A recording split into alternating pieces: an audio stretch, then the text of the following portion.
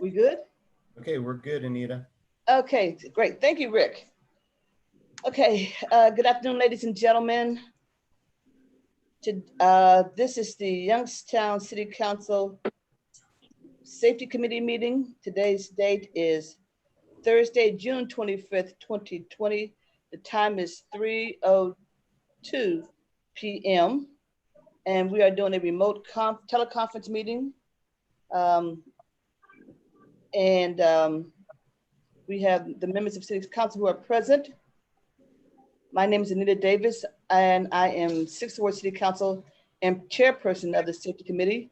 Also present is Jimmy Hughes, 2nd Ward City Council, and Vice Chair Basha Adams-Zack, 7th Ward City Council, and committee member Samantha Turner, 3rd Ward City Council, Judith Oliver, 1st Ward City Council, Fire Chief Finley, and Director of Buildings and Grounds, Kevin Flynn. Did I get everyone? And our city clerk, Valencia Merrill. Okay, having concluded the first item on the agenda, which was the chairperson's roll call, we're going to proceed with the agenda. Going to item number 2 under new business. And I'll turn this over to Fire Chief Finley, who will discuss the rotation of the fire stations, the brownouts of the fire station. Chief Finley. Yes, thank you, Ms. Councilwoman. We started brownout fire stations a couple weeks ago, about 3 weeks ago. The reason for doing so, obviously because I ran out of overtime money. But the fire, and I'm finding that more and more people don't understand. They just automatically assume that fire stations are going to be closed no matter what. And I just want to assure that fire stations only close for one reason. If I am going to incur any overtime because I'm out of money, I can't incur any overtime. So that's when the fire station will be browned out. The fire stations are browned out on a rotational basis. Every 2 weeks, a different station. I have a primary and a secondary station that could possibly close in those 2 weeks. After those 2 weeks are over, then another 2 fire stations, the primary and the secondary, comes. But again, it's only if there's overtime. Like today we had enough people. I think only one person reported off, so we have enough staff to keep every truck open today. Tomorrow there's no way to find out until the battalion chief gets in and takes the roll call to find out exactly how many people we have. We have to have a minimum. We have 9 trucks, so we have to have a minimum of 3 people on every truck. So that's 36 people.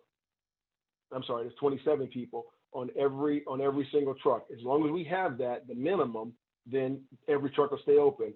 As it stands right now, if I'm missing one person, then we have to shut down a truck, and then the other 2 people that are left, they get distributed throughout the city. That's how it works, and it's on a rotational basis. Like I said, every 2 weeks this happens. Now, initially, under the previous administration, John O'Neill, I think in the mid or late 2017, he was going to do the same thing. However, he was just going to pick one station. And if there was overtime and he didn't have enough people, he was just going to shut down one station. Well, the problem I have with that is you are actually punishing other people for some other people's actions. So if somebody calls off the Station 6 on the east side, Engine 2 was going to be the one to shut down. Well, that's not fair. That's not fair. And this is a systemic problem. So in my opinion, the entire department should have to fill this. And that's why it's on a rotational basis. And this is going to happen until the end of the year. Okay, I think Sam, did you have your hand up first? Samantha and then Basha. Thank you. Through the chair. So Chief Finley, just a quick question, just a point of clarity. We've been getting the narrative that stations are shut down due to call-offs. that is that separate from your brownout schedule, or how is that it, or is that narrative just not correct? Barry? No, through the chair, it's very correct, because the majority time, and maybe everybody's not aware of this, but the fire department, we have in December of every year, that's when the firefighters pick and choose their days off for the next coming year. So we have a minimum of 7 people off already every single day. Between what we call RH days and vacation, we have 7 people off a day. But that 7 people being off is still enough for us to run the trucks. For us to run every truck and keep every truck and every station open. But when you start having people, normally we have, with 7 people being off, normally the battalion chief will go into their shift with 1, maybe 2, on occasion maybe 3 people extra that he can put wherever he wants to. But that being said, if we have 2 extra, but 4 people or 3 people report off, well, now we don't have enough. So in order for us to have enough, we would have to call out overtime, which I don't have. So yes, the majority of the reason that these trucks are being browned out now, these trucks are being browned out now, is because of report offs. Irregardless of what they're saying on the news and how they're trying to paint the administration as the bad guys, my firefighters went through $116,000, which technically council only allotted me $110,000 for the year. They went through $116,000 in 5 months. Well, I'm tasked with a certain amount of money in my budget, and I have to live within that budget, and that is exactly what I'm doing. And so for the most part, the reason that we have to shut down trucks is 9 times out of 10 is because of too many report offs. Okay. Basia, you had your hand up? Yes, thank you, through the chair. Chief, if you can clarify a bit, so aside of the call-offs, from my understanding, information that was received from our firefighters, they were also stating the grievance that it wasn't call-offs, it was that we don't have enough battalion chiefs. And from my understanding, as you just now mentioned, that there are those individuals that already picked, whatever their vacation, their days off. So there's battalion chiefs that are on vacation. There are then, I believe, I don't know if it's the lieutenants, I believe the lieutenants are then able to step up to the battalion chief position in the event of a fire. So is it correct then, it would seem that then the people that are reporting off are then those in that position, consequently then a station being closed. So it's like a combination of the vacation and call-offs, correct? Barry? Well, through the chair, that's kind of, but I only have 6 battalion chiefs.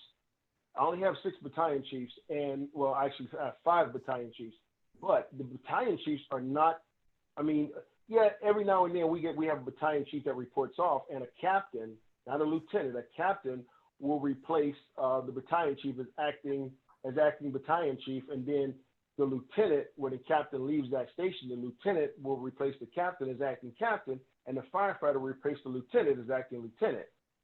But their actual rank, there's only been, to my knowledge, there's only been twice that we've actually shut down a truck because of officers. And again, this is the time of the year where, it's summer vacation, everything like that. But so like the last time the truck had to be shut down, it was because we didn't have enough officers, because all of the officers that were off on RH and vacation, they were all officers. And then on top of the 7 that were already off, 3 more reported off, and they were all officers. So yeah, so you got 10 officers.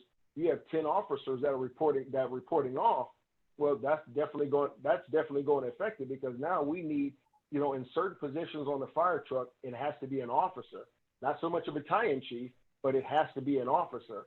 But like I said, that, to my knowledge, that's only accounted for twice that's happened. The other times it's been 4, 5, 6 people reporting off, and that's on top of the 7 that are already off. And if I could say this, up until last year, the overtime budget that I had last year, by August, we were only up to $28,000, because the firefighters knew, and I told them at the beginning of the year, when I reach 75% of my overtime budget, I am going to start browning out fire stations. So the firefighters were extremely careful. They were extremely careful not to overdo it. They were extremely careful. Well, up August, after Councilwoman Basha had her town hall meeting, and I spoke there, and I stated to everybody that the mayor said we're not going to brown out any fire stations this year, and they went wild.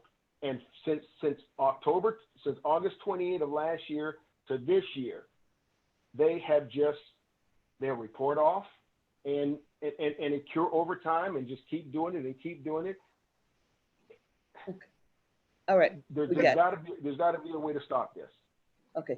Boss, you had a direct follow-up, and then Yeah, just a direct follow-up, and I'm sorry, comment. I wanted that clarification, because a lot of residents were asking me this, because they were being informed by the firefighters that the reason for browning out station was the issue of us not having enough battalion chiefs. And I wanted to clarify that this is not a battalion chief issue. This is a call-off issue.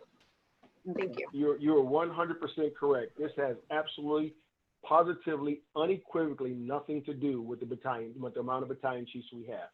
If every member of Youngstown Fire Department would come to work on their shift, we would never have to brown out stations. As it stands today, and today is a perfect example, every truck is open today. Why? Because only one person, we still have the 7 people off, but only one person reported off.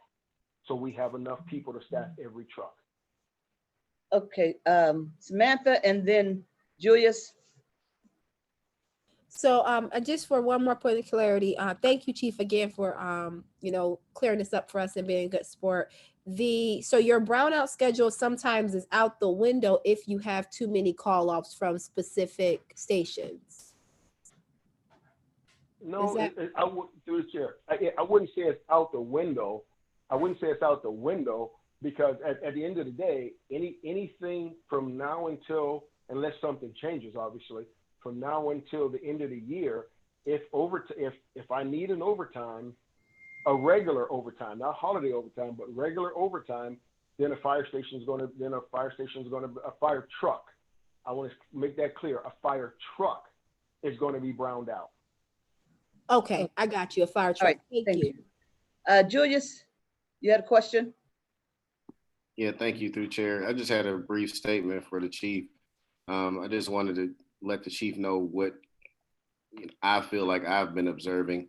And for me, it seems like the firefighters, or certain firefighters, I can't say all of them, but certain firefighters within a certain group are making an effort to mislead the public into thinking that somehow this is the administration or city council that's causing the problem, that's making fire stations close, when that's not the case. And when my observation is that it's happening on purpose, that they understand the way that they need to call off, they understand the way that vacations work, and they're doing it in a way to make it seem like they need more brass. And really that's not the case. They can work just fine with the numbers that they have. And I just think they're making an effort to mislead the public. And if there's anything we can do to bring both sides to the table to try to, find a medium, I'm willing to, make that happen. I just don't want the public to be misled that this is clearly, or that it's only administration thing, or it's something that city council did, because that's not the case. They know exactly what they're doing. Okay, before you go forward, Basha, before you go forward, because a lot of this we've gone over before, and so let's, I want to be able to get to the chief's email that he sent out. So Basha, if you have a question, go ahead with your question to the chief. Yeah, thank you through the chair. I was, are you referencing the email about Canton Fire Department? Okay, that's actually what I was going to ask. I was going to ask Chief to briefly go over, about what Canton Fire Department does, so the public's aware that this isn't something new just to the city of Youngstown, that this is common practice nationally. Okay, before you go forward, chief, give a very brief descriptor of what the Canton population, how it compares to Youngstown, and how their staffing numbers are in relationship to Youngstown, and then you can explain this here, this chart that you sent to us. Go ahead, Chief, you're up. Through the chair. For the amount of time that I've been on the Youngstown Fire Department, we have always compared ourselves to Canton, because our cities are pretty much the same when it comes to a population and everything like that, and the services that we provide.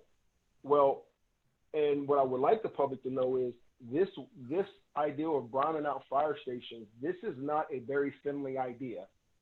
I didn't think of this out of nowhere. Fire departments all over the country do this on a regular basis, and it is to save money, in their budget, and it's normally a manpower problem, or a manpower issue, or overtime, but it's a cost cutting or cost saving measure, browning out fire stations. And in our situation for the Youngstown Fire Department, if I need one overtime, if I shut down a truck, I now have two extra bodies. So overtime is not needed. So wherever the battalion chief needed that one person, now you not only have that, now you have that one person to fill, but now you have an extra person. This is going on all over the country as a cost cutting and cost saving measure that fire departments employ. Okay, well, let's Chief, let me just have you stick with Canton. Tell me, might be simpler if I say, how many fire stations are operational in Canton, and how many get shut down, browned out daily? Okay, Canton Fire Department, on a daily basis, they run their entire city. With 3 pumps, 2 ladders, and 4 ambulances. That is Canton Fire Department's basic staffing for their city, unless that particular day they have a little bit more manpower because they don't have that many people off on vacation or sick or Kelly Day. Then they'll open up a second, they'll open up a 4th truck. But for the most part, every single day, Canton Fire Department protects their city, fire protection, with 3 pumps, 2 ladders, and 4 ambulances.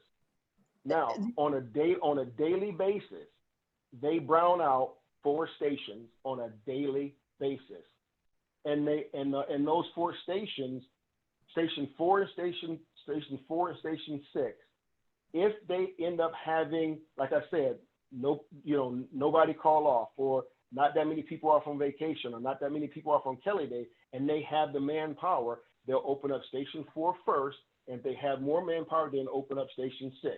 Station 1 and Station 10, I spoke to Chief Guerrero, and he said pretty much those stations are just going to stay browned out pretty much all the time, because they'll never have enough manpower to open them all. So they just open up Station 4 and Station 6 whenever they have the manpower. But whenever you just have like normal for them across the board, all 4 of those stations are always browned out every single day. So Chief, when you say pumper and ladders, so they have 1 vehicle per station. So in other words, they have five stations operational daily. Is that correct? Yeah, okay, you can, well, ladder. Yeah, you can say that because Canton, I know when I worked there, the ladder and the ambulance ran out of the same station. So yeah, unless it's downtown. And But yeah, let me, Chief, I don't view the ambulance as part of the fire suppression. Okay, that's an ambulance. I'm talking about the ladders and the trucks, the big giant things to go rolling. Okay, leave off the ambulance part. I just want to know how many fire stations are running daily. Probably 4. Thank you. Probably Okay, 4. thank you. Samantha, you had your hand up? Yes, through the chair. Chief, can you just give me, I don't know, I would hope that you have this on hand, but give me some details about our safety, our fire numbers. Have they gone up? Have we had any instances where where we've been unable to make it? You know, has there been any real tangible issues that have affected the public due to this in the past month? Barry? Through the chair, no, we still respond, and we're still under the national average for response times. Nothing has changed. And just this past Sunday, we had 3 trucks shut down, and like every other department around us, the minute that the battalion chief let me know that 3 trucks were going to be shut down, I called the fire chief in Struthers, Liberty, Boardman, Canfield, and Austintown, and told them that I'm running today with 6 trucks. And if something was to happen, depending upon where it is, I would be calling them for mutual aid. And all of them never have a problem with coming into the city if we need them. And that is the direction that the fire service is headed to. Okay. Samantha, you go ahead, and then Barry, I think we could probably wrap some of this up. So that was actually that was a direct follow-up, Barry, Chief Finley. We're still under the national average for response time. The public is still safe, and our mutual aid agreements with the surrounding municipalities have been in effect and working, and is working if we need it. If we need any department around us, they're more than happy to come in and help us, because we do the same thing for them. So yes, and I mean, I would be crazy to say that, well, response times are not going to be increased, because if you got a truck shut down in an area, yes, response times are going to be increased because you got another truck coming from somewhere else. But we still end up under the national average for response times. And the public, I would never, ever jeopardize the public for any reason. We are still providing a top-notch, top-of-the-line fire suppression for the citizens of Youngstown. Okay. So Sam, you good? Samantha? Okay. Okay. So thank you, Chief Finley. So in summary, we are in line with the largest city of Canton in terms of the number of fire stations that we have operational daily and the number of trucks and things that we have available to respond to a fire. Is that correct, Barry? That's absolutely correct. That's absolutely correct. We actually have more than what Canton has. Okay, great. Thank you. Any other questions for Chief Finley before I cut him loose? Councilman Hughes, any questions for the chief? You're mute. You're on mute.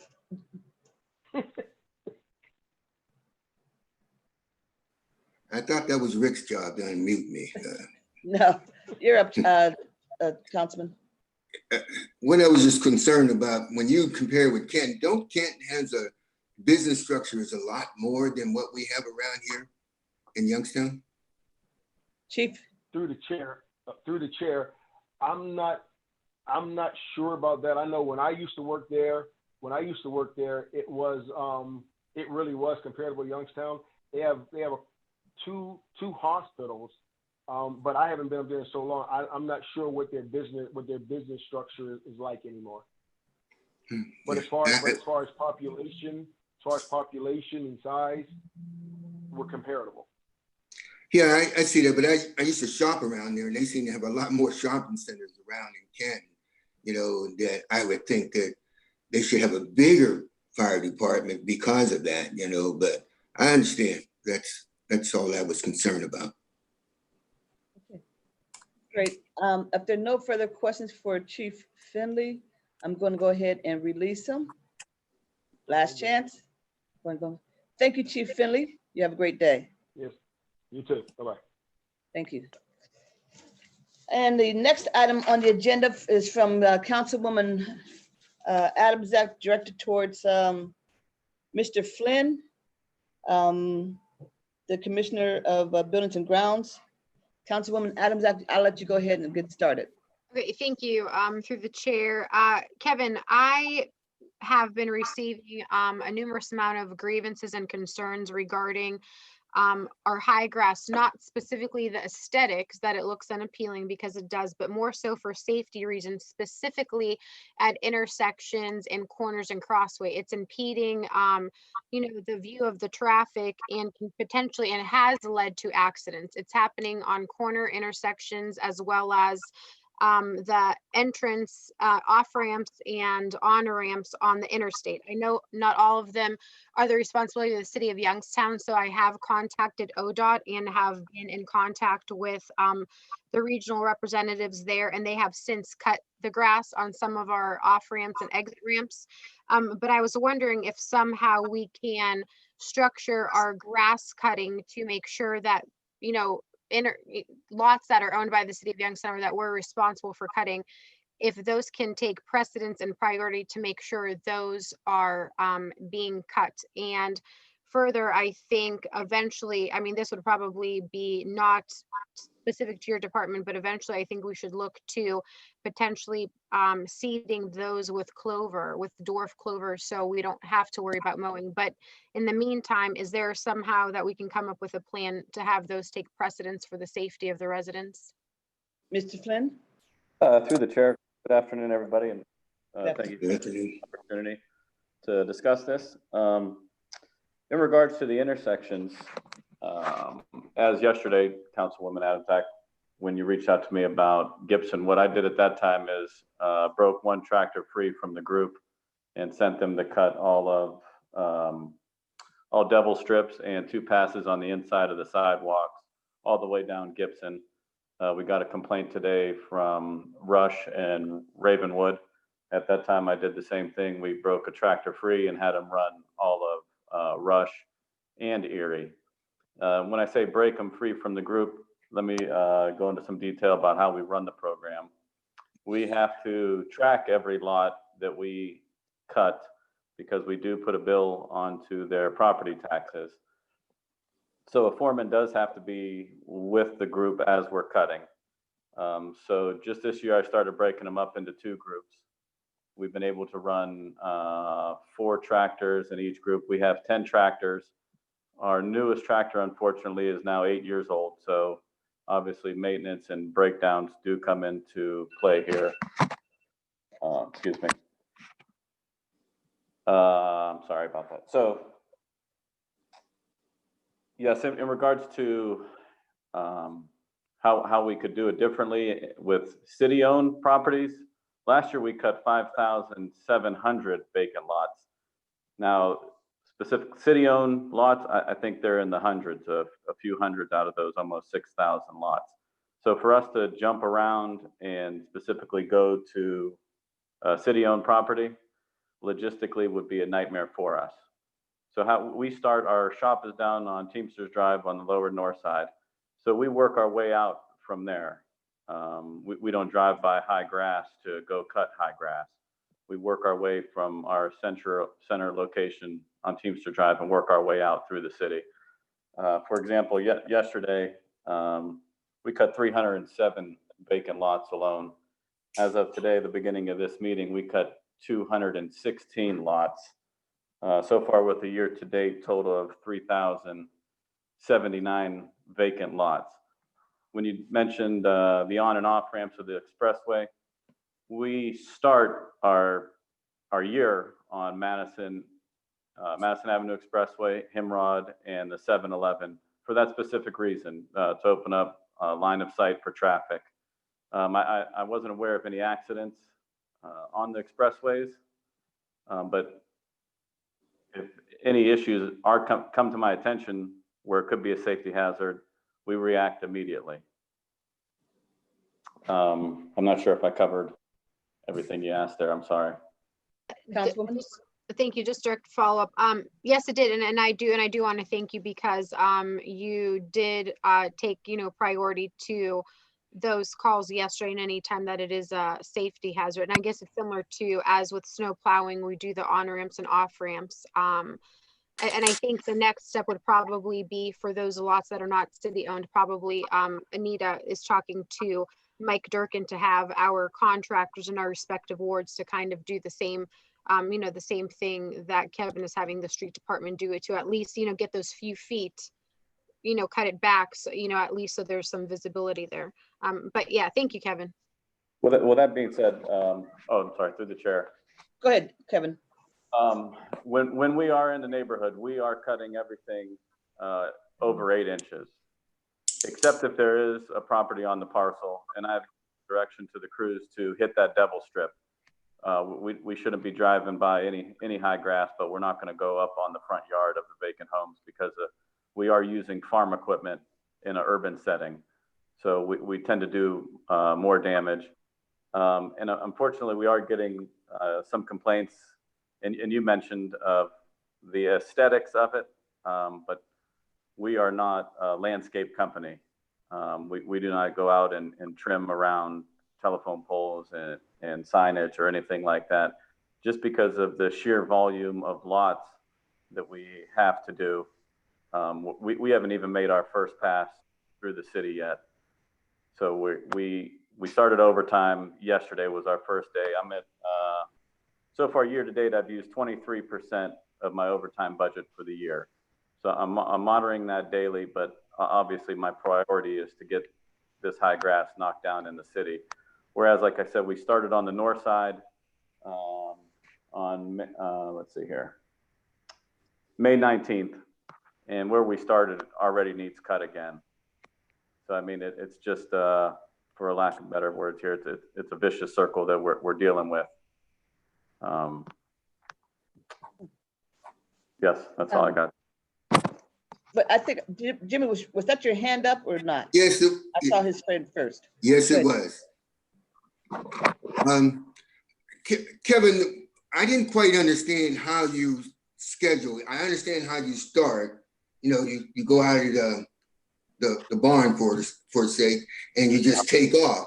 But do you schedule each ward or each side of town, or how is there some scheduling in there that you're pointing where they're going to go once they get past their getting out of the freeway type thing, out of the barn door, so to speak?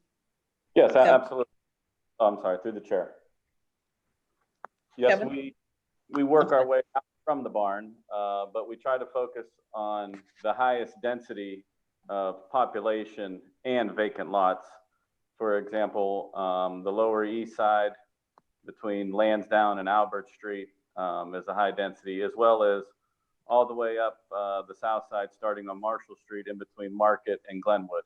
Taking that all the way up to Midlothian, there are a few thousand vacant lots. So that is our focus. And typically we tend to hold off on making our way out to the Sharon line because it is so wet and damp. And in years past, we continue to get our equipment stuck out there.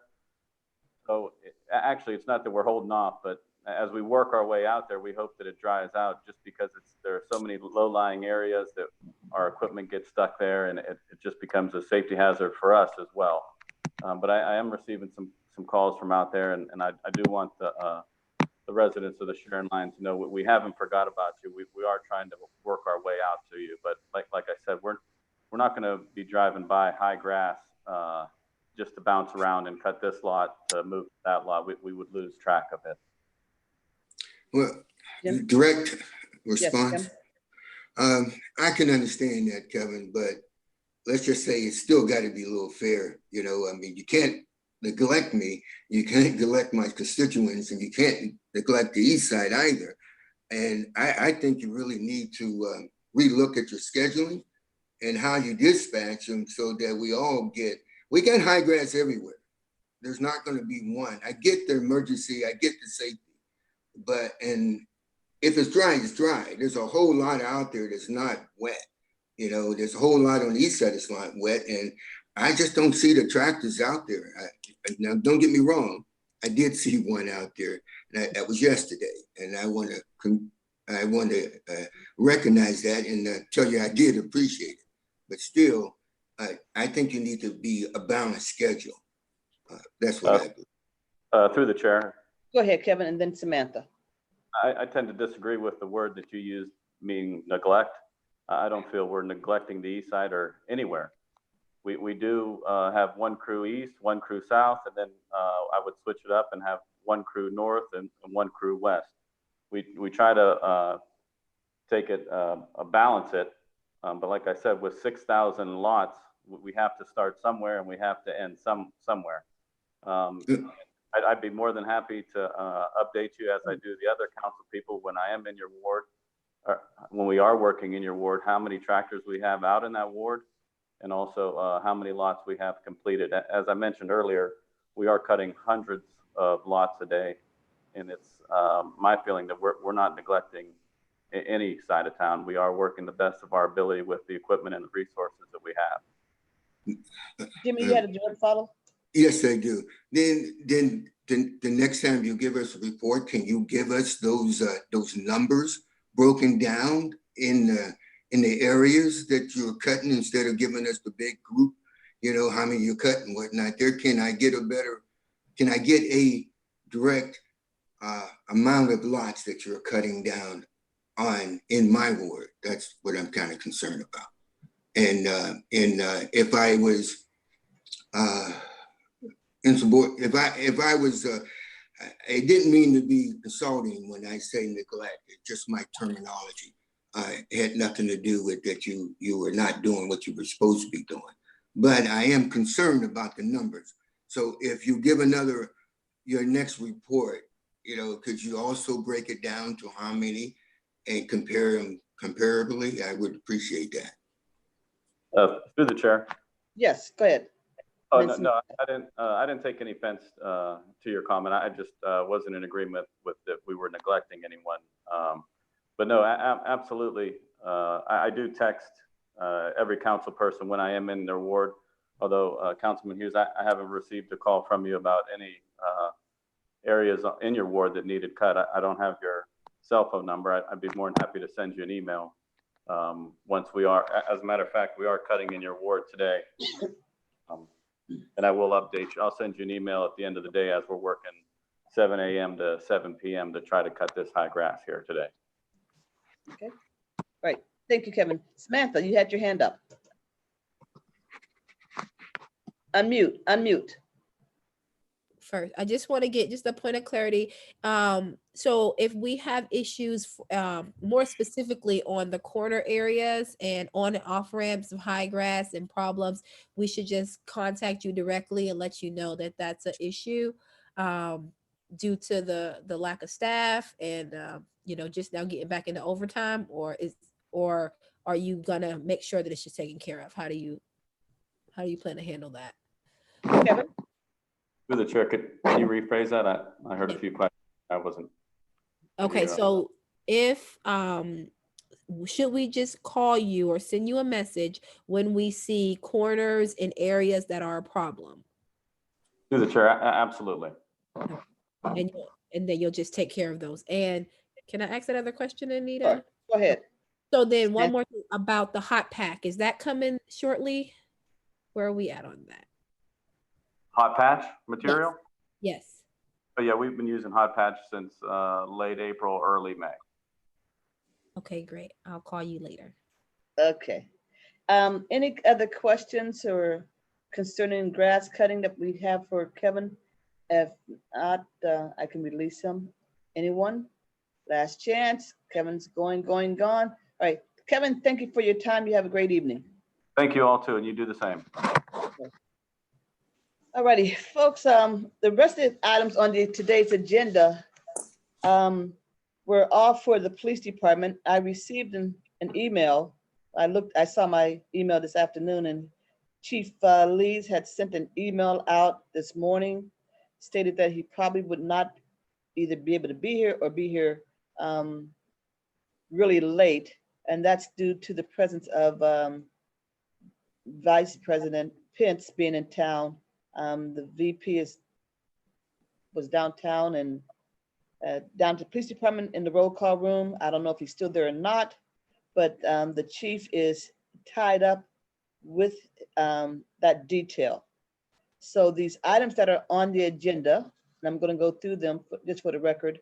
I had asked for statistics on the traffic and investigative stops, the cost for body cameras and dash cameras, the scope of the services from the community policing.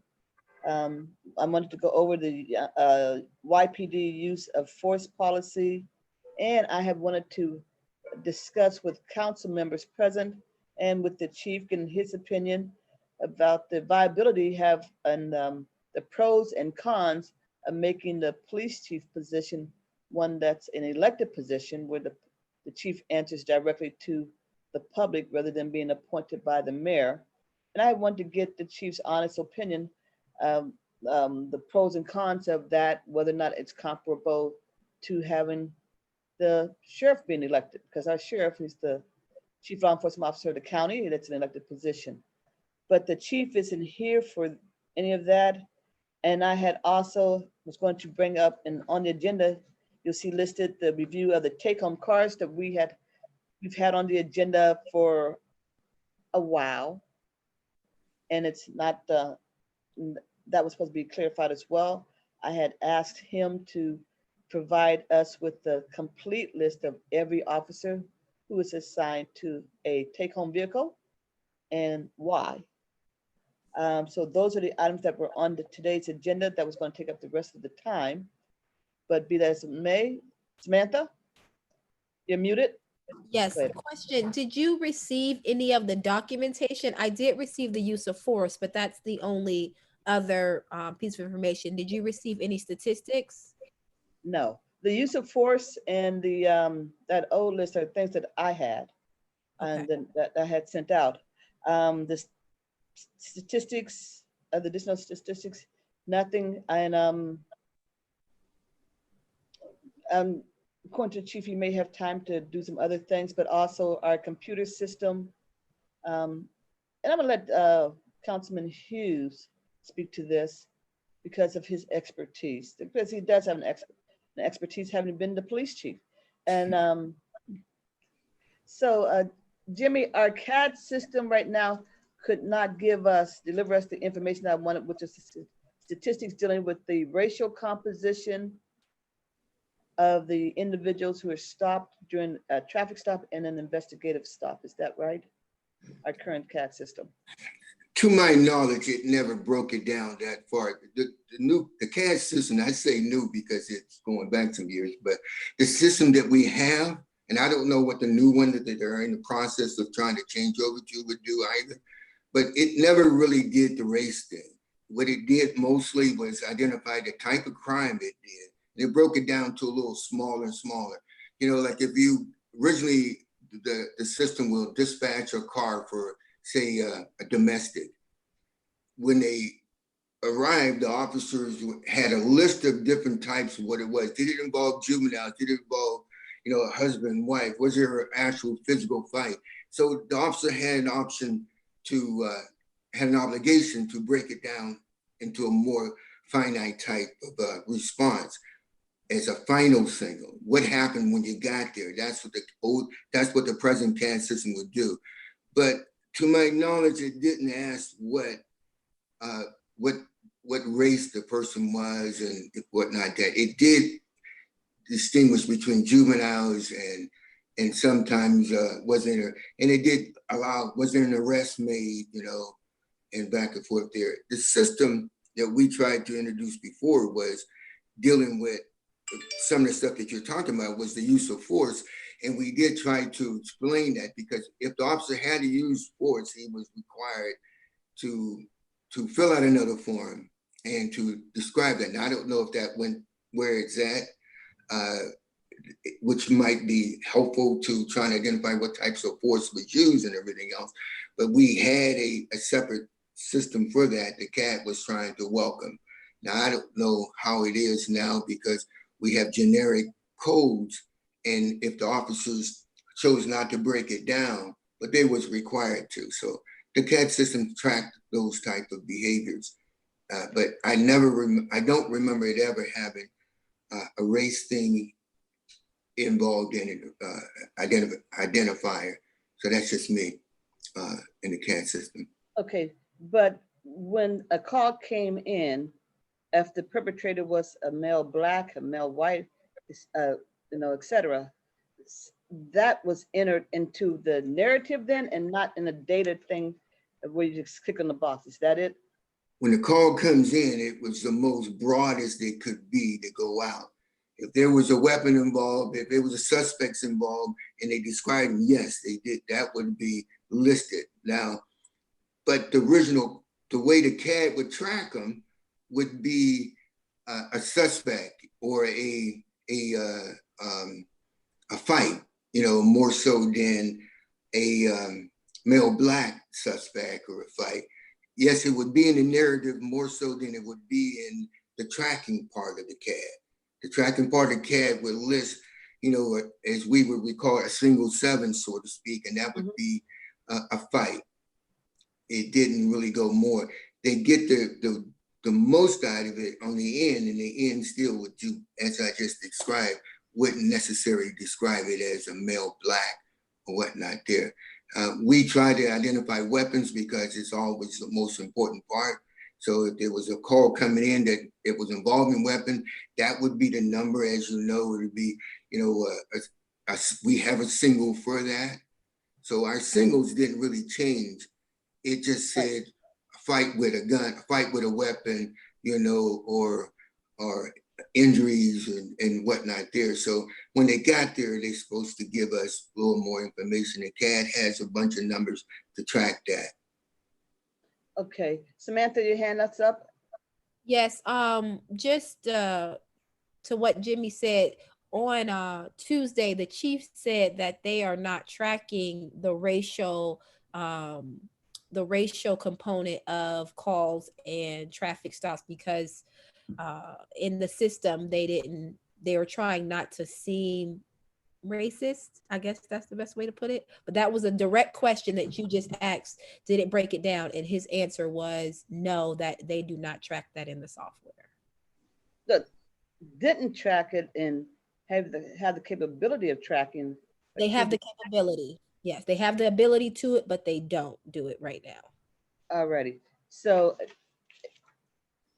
those are the things that, so we're gonna have to table these items here until the next safety committee meeting so that we can direct these things to Chief Lees.